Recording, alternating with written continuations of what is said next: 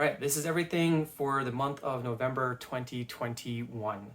A lot more came this month than I was expecting. You can see like the single issues is just ridiculous. That's like one of the fattest stacks I've gotten all year. There's not a lot of X-Men since that's all kind of coming to an end for me, but a lot of stuff also double shipped. So I got like 2 issues in the month. I'm not sure it's because stuff, the way the weeks worked out, it got shipped to me, or I know there's going to be some paper shortages. So comic books are going to start getting later and later since they're not a priority for printing companies. So we'll see what next month looks like. But starting with the X-Men, since Jonathan Hickman is ending his time, as I mentioned, and I'm kind of going to cut all the X-Men books, I only got a couple more months, really a couple issues left. In the most case, like 1 or 2 for most of these books. So Wolverine, there's only 2 more issues. This has got the legacy numbering on it, which is kind of cool, but I'll end with issue 20, I guess, which I don't even know if that'll finish the story arc that I'm in, but I really like this book, as I've been saying for the last year and a bit. It's been really fun. I like Percy. Ben Percy's been a pretty good writer on it. I do wish Adam Kubert was doing more of the art, but yeah, what can you do? Those Kuberts are, I don't even really think they are busy. They don't really do anything, but I guess they gotta make the money. X-Men's been really fun. I've been digging this. It's much more like a traditional superhero book. Again, I don't think I'm gonna get to finish any arc, but this force, there's only 2 more issues I think I got left of this, and it's not even 6 issues in. So it's still setting up a lot of stuff, setting up these new villains and new kind of status quo for the team and stuff. But it's been cool. I really love the lineup. It's been a cool, interesting lineup as well. If there was one X-Men book I would keep reading after this, it would be this book, but I gotta cut all of it cold turkey. That's what I told myself.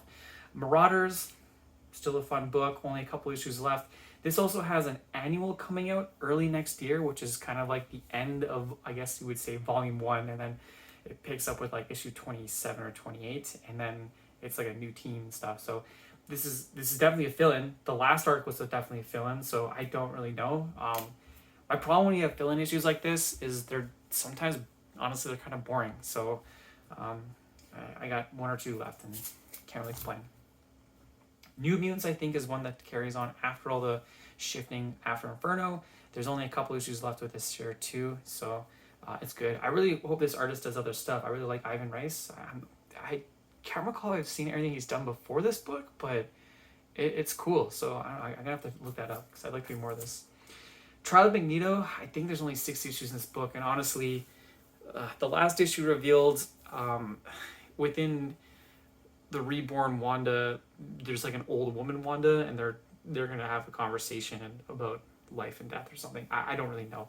This has not been a marquee event book. I don't know why it was separated out. I know, Trini Williams is saying this was just originally going to be the final arc of X Factor. It should just stay there. I don't see it. It's not. You compare it to the other marquee books that are out, like I guess, or event books that the X-Men have, like Inferno. It's like a night and day difference. You're like opposite ends of the scale. There's nothing like, it's not a bad story. It's just not, doesn't need its own title. This book is coming to an end. There's only like 1 or 2 issues left, and it's going to turn into a completely different book. So this last arc, I was hoping would have some fun beats or something. It's been okay, but it's definitely just doing a lot of setup for whatever comes next. I think the next series is called like Knights of X, which is actually more like Knights of 10, the 10 realms, because they're gonna, I don't know, probably get trapped in another world or something. I like all the characters in the book. It's cool to see like Richter and Shatterstar's there now, so it's like, oh cool, you add Shatterstar, and then I'm gonna stop reading it, but it's okay, it's fine, not the end of the world. Hellions, this series comes to an end, and I don't know if Zeb Wells is writing another X-Men book after this. I'm sure he's doing something, I just don't think they've announced it officially, but I really liked Hellions. It's been super fun.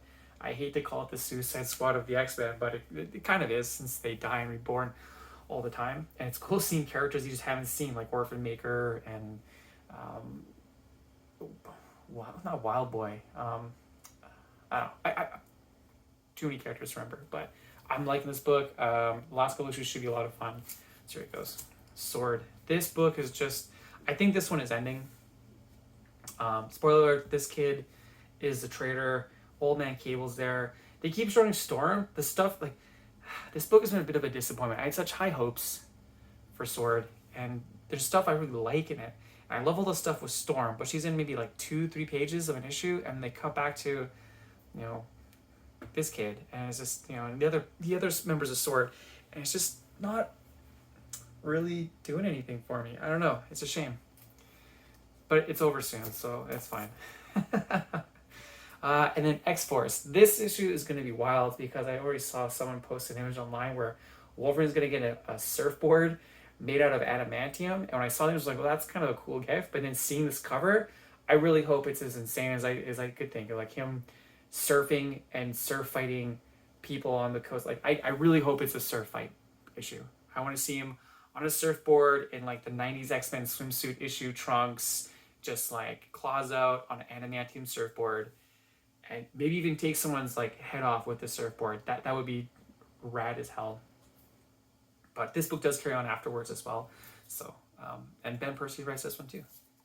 That's all the X-Men. Pretty short stack, and only a couple, like one more month left. Some stuff is delayed. I think Inferno's delayed, so I won't get the final issues until like January, maybe February, but that's okay. The rest of the singles, I got this anniversary tribute to the Fantastic Four. This is really cool. They basically retell the first issue of Fantastic Four, but each page is a different artist. So I don't know the full list, but hey, Steve McDivitt did the cover, so that's pretty cool. Obviously, you'll see like Alex Ross will be in there, and I don't know, Oliver Copiel, Humberto Ramos, one, maybe both the Kuberts. Yeah, they're just gonna pull out all the guns for this. Last issue of the Dragon Ball Conspiracy. I thought the last issue was the last one. This is the last one. Kind of wraps everything up nice and neat. I'm not going to get any more of these Usagi side stories because these are just recolorings of the original run. And if I can just get them collected in a nice digest version, which sits on my shelf a lot better. But they're still in the main Usagi series, which is still really good and a lot of fun. I'm going to keep reading because, yeah, this is the end of this ransom arc. It's been pretty cool. Yeah, this is one of my favorite books. I love it. It's great. Hellboy. Lots of Hellboy got shipped. This book, The Bones of Giants, got double shipped. Got 2 issues, so that's great. Looking forward to that. As I say, love me some Hellboy. Black Hammer Reborn, halfway through this series. I just learned this is now 12 issues, so halfway into it. Some stuff's coming to light, as they would say. The mystery thickens. Characters are showing up, and we're trying to figure out what the Black Hammer knows and doesn't know, so...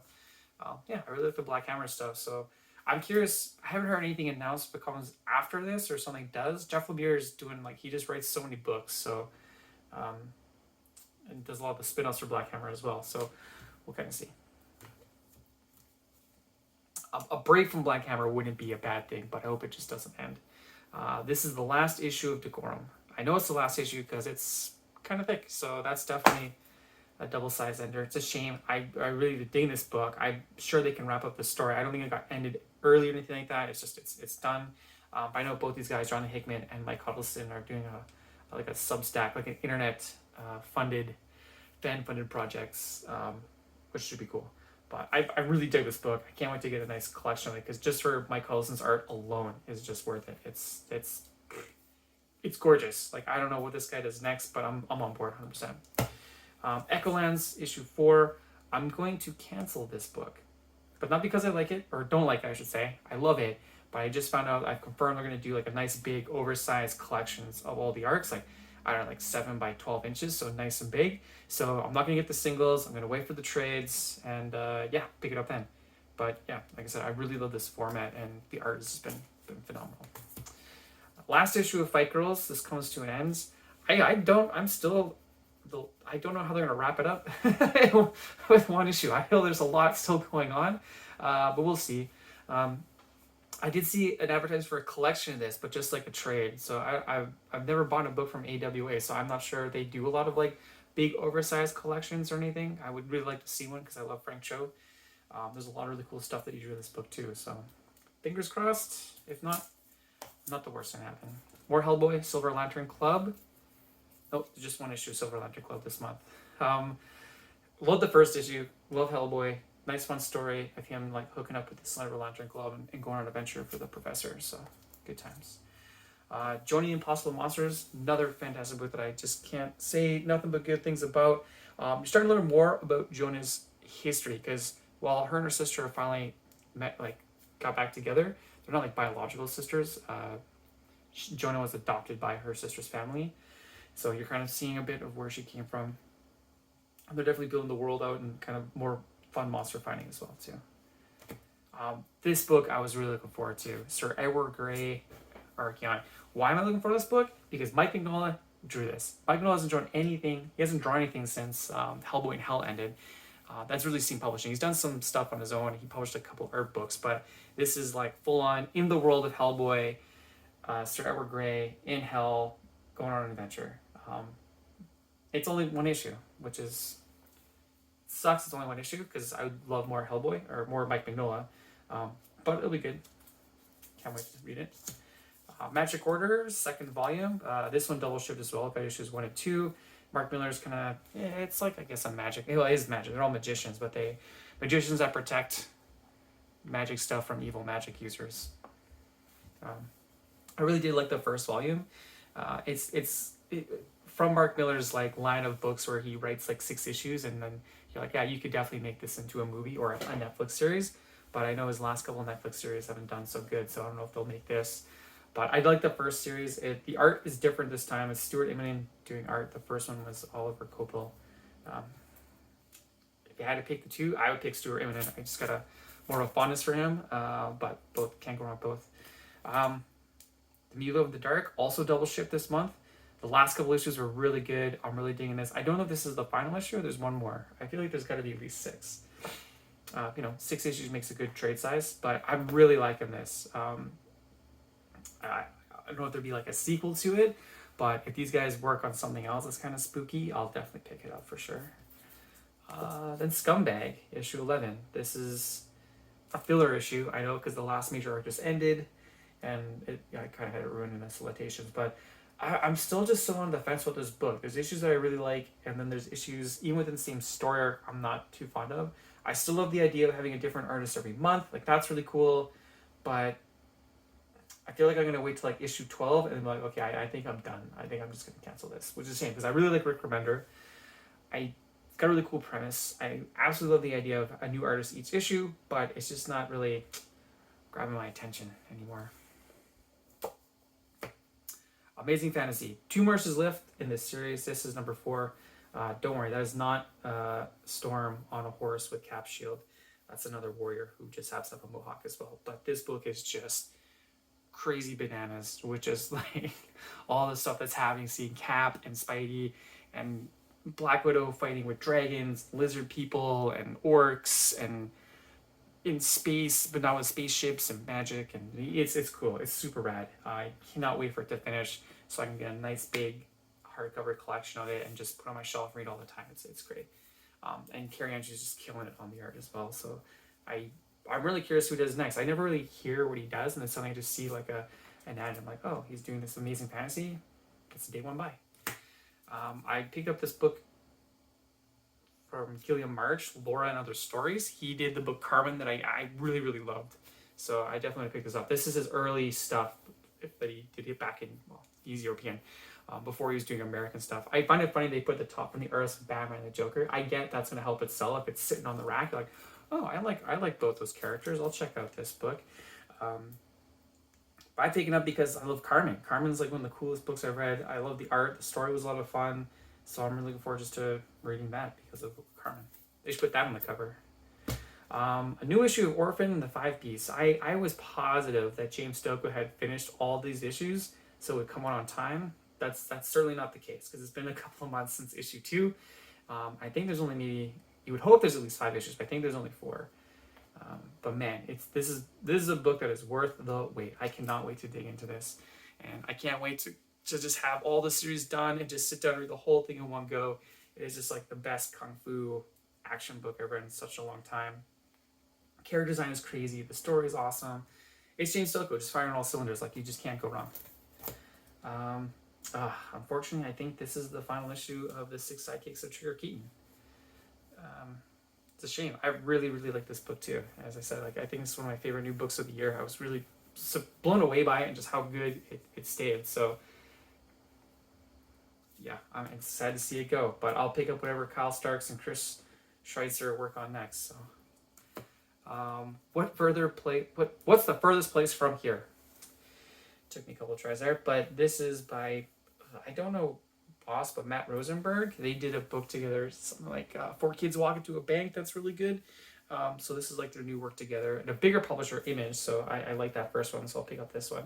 It's just a mini series. It's not like an ongoing or anything, but they're doing kind of an interesting thing with this book, where if you get it's not a variant version, but you get like a deluxe version of each issue that actually comes with a record that you can play in a record player and listen to music while you're reading the book. And it's not original music. I think it's just like a lot of local punk bands from where they live that they put together. So that's kind of cool. I like that idea. It's something different. I didn't get that because I don't have a record player and I have nowhere to store records, but looking forward to this. And then finally, The Unbelievable Teens. The Unbelievable Teens are now all back together as a team, and they're ready to kick ass and figure out what has changed their lives for, well, some figure for the worse, some figure the better. But yeah, it should be fun. I'm really loving Tyler Crook. I forgot how much I liked his art. I haven't seen him do something in a while, so yeah, I'm kind of curious what he does next. And again, Jeff Lemire's writing this too, so getting close to the end of Black Hammer, I don't know. But that's all the singles, so that's a big fat stack there. A lot of good books. That'll definitely carry me through the month of December. Now the trades. A lot of trades also came. First up, No One Else. I've never read anything by this R.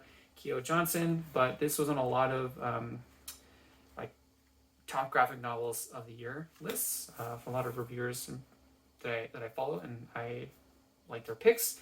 Kind of a slice of life, single mom, and her son's lives are interrupted when her brother moves back in with them, and kind of things happen. It's like a real life story, nothing fanciful, I believe. But I love slice of life stories. I love slice of life comics. I think there's one of my favorite genres. So very much looking forward to reading that. A new book by Ed Brubaker, not done with Sean Phillips, but actually Marcos Martin, who I also really love. This was originally published on Panel Syndicate. It's Brian K. Vaughan's like website. Him and Marcos Martin do, where you can basically pay what you want for these as they come out digitally, and then if you're lucky, the creators will then release it as a collected version. So I buy most of the stuff that they do on Panel Syndicate as it comes out as a collection, because I just Marcos Martin working on most of it, and I absolutely love his art. So yeah, it's a murder mystery being solved by teenagers, written by Ed Brubaker, drawn by Marcos Martin. That seems like a slam dunk win for me.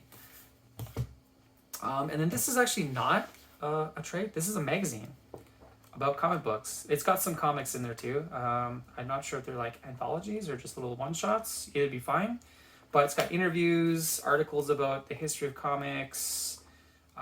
Yeah, I'm not too sure. This is the very first issue. I saw this in previews, and I figured I like reading about comics and who's making comics and good interviews, and you don't find a lot of that online. There's a few good websites you can go and find good articles and stuff, but a lot of it is just like PR stuff, so I don't need to read the same press release written 4 different ways by 4 different people. So yeah, I have high hopes for this. I hope it does well. It's really good quality. Like, I'm really surprised by like the thickness of the cover, the page quality. Some of the contributors look really good. Some of the articles look really nice. I hope it does well, but it's a magazine. When I put this on my list, like, can I get this? I was to myself, like, who reads magazines about comic books? And it's published by like a new company. So yeah. Up next, I got Tukey. Sorry, I forgot that's the U right there. Tukey, by Jeff Smith. He did Bone, and I love Bone. I love pretty much everything Jeff Smith does. Big fan of his cartooning. This is kind of like a story of a caveman. Finds some people that are slightly more, I guess, evolved than him, and he goes on a quest to help protect them from all the crazy stuff that happens to cavemen. I was buying the single issues of this, but only a couple ever came out. And then I think either, because he does a lot of his own publishing, so I think either he just wasn't getting the money to do it, because he did a Kickstarter to kind of finish it, and then release this collection, which has some stuff that I don't have. So looking forward to that. Then I picked up, this is an interesting book, The Labyrinth, by Simon, I want to say Stolinog. I don't know how you pronounce an A that has a little circle at the top of it. That's new for me. Could be an artistic choice, but I doubt it. But Simon is a concept artist, and he put this book together. It's about these folks that leave their, they work out of an underground surveillance station in like a town that's been hit by something. and they go out to explore to see what's going on. So lots of really cool sci-fi stuff, very much like it's just a bunch of concept images, but there's some prose in there to kind of tell the story as you go. So yeah, this looks really cool. The art in it was really what sold me when I saw it, so I figured I'd pick that up too. It's kind of so nice. And then yeah, The Strange Death of Alex Raymond, by Dave Sim and Carson Gruba. I've never seen anything by Carson Gruba, but Dave Sim's a famous Canadian comic book artist. You can cartoonist as well. You can look him up. He's got a lot of interesting views on things that people don't agree with. I'm not going to comment on it or, is he controversial? Very much so. But he's really good at what he does, so he sometimes got to separate the art from the artist. And I've been following this book for, I think, well over 10 years, because I read most of Dave Sim's stuff after he finished Cerebus. Because I was kind of too young to get into Cerebus, I guess. But it's Alex Raymond is a famous artist, cartoonist, who he created Flash Gordon. And then he died in a car crash. But he was in the car with his friend. What happened? His friend lived, no problem. Alex dies in the car crash.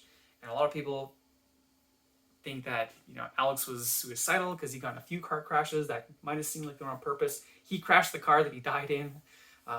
So this is the story of around the strange death of Alex Raymond, but it's also not, because Dave Sim he's actually a character in this. So it's like a story of Dave Sim writing and drawing a comic about the strange death of Alex Raymond, while looking at Alex Raymond's style, his story, recreating panels from his Flash Gordon book, then going into talking about some of Alex Raymond's friends who are also famous artists like Al Williamson and Al Williamson, I don't know off the top of my head. So it's one part the story of Alex Raymond, one part looking at the history of comic books and cartoonists in the 1940s and 50s, one part an art study, and one part Dave Sim kind of breaking the fourth wall a lot and talking about all those things. And then this other guy comes in, Carson Gruba. He finishes the book. That's the story. Dave Sim started this book well over 10 years ago, and then he got some health problems where he got a wrist issue, so he couldn't draw for long periods, so he couldn't finish it. So Carson's brought on to finish this massive book. And at one point, this is at the end. This is Carson drawing himself into the story and drawing and talking about how he took on this massive project. And there's I haven't read this yet, but there's a couple of pages where he's talking about how, why would he do something like this? Why would he take on a project so large where he has a wife and kids and a family to take care of?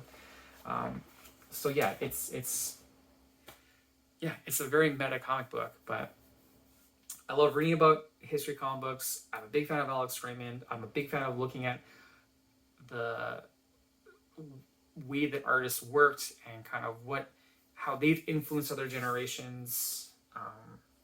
So yeah, it's a lot of stuff that I love, just done by Dave Sim. So I can look past that. So very much looking forward to that. This is a book I'll have to read 2 or 3 times, because it's not going to be like a story where oh, I understand why Alex Raymond or how the strange dad. No, you're not. It's just a way to house all this other meta stuff. And then finally, something easy to read. I got all 3 volumes of X-Men Grand Design by Ed Piskor.